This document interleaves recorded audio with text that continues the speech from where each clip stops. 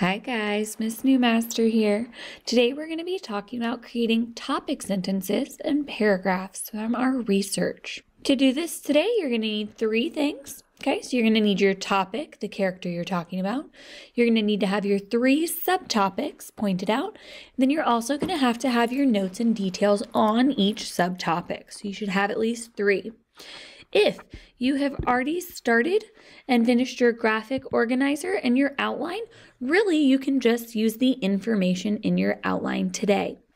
At this point, you should have already written your introduction, and we're going to be moving on to our body paragraphs. So we're going to have one subtopic and then three details for each one, and that's what we're going to be creating. All right, looking at your subtopic. Okay, write this at the top of your paper. So we're going to start off with subtopic 1. You can see here that my subtopic is the family. Okay, so I'm going to start with that. To make a good topic sentence, we need 4 things. We need a transitional phrase, which is kind of like an introductory phrase or a phrase to move from one paragraph to another. We're going to need our topic, which will be your Greek mythological character. You'll need an adjective and then the subtopic you chose. So again, we're going to go with subtopic 1 today. So if you look down here, I'll put it all together. My transition is one thing that is interesting. And then my topic about Medusa. My adjective, she has a very unique. And then my subtopic, family. So putting it all together, one thing that is interesting about Medusa is that she has a very unique family. Again, remember our topic sentence is going to be like a little preview into what our next paragraph will be about. Be very careful that you're not just giving a title to this paragraph, something like Medusa's family. That's not a full sentence. We will need a full sentence for your topic sentence. Okay, the next thing that we're going to need after our preview into our paragraph, our topic sentence, is going to be our notes. So if you have your note cards or your outline, you can be looking at that. Okay, so we're going to be creating that based on our 3 details.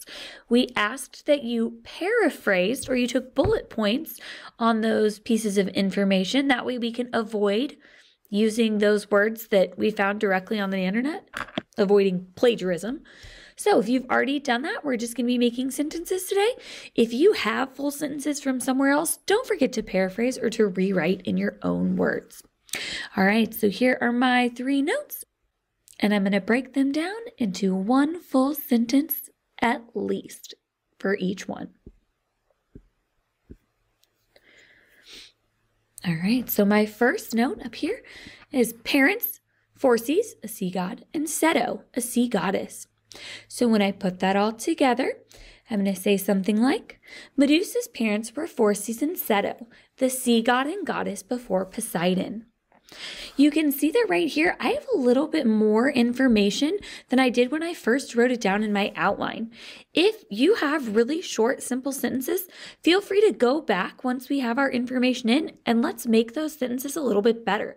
We might be able to talk about who their parents were, what they were the gods of, maybe describe the places if we're doing that to make our sentences a little more complex. My second piece of information is Medusa's sisters, her siblings. I have that they're all Gorgons. Stethano means mighty. Euryale means fire springer. And they all have snake hair, winged, and have 4 tusks. So putting that into a full sentence, I have Medusa and her sisters, Stethano and Euryale, are known as the Gorgons, who have snakes for hair, wings, and boar tusks. My last note, Pegasus and Chrysaor, possible children, maybe, flew out of the neck of Medusa when killed by Perseus. Okay, so I could change that into, Medusa is said to have 2 possible children, Pegasus and Chrysaor, who flew from her neck when she was beheaded by Perseus.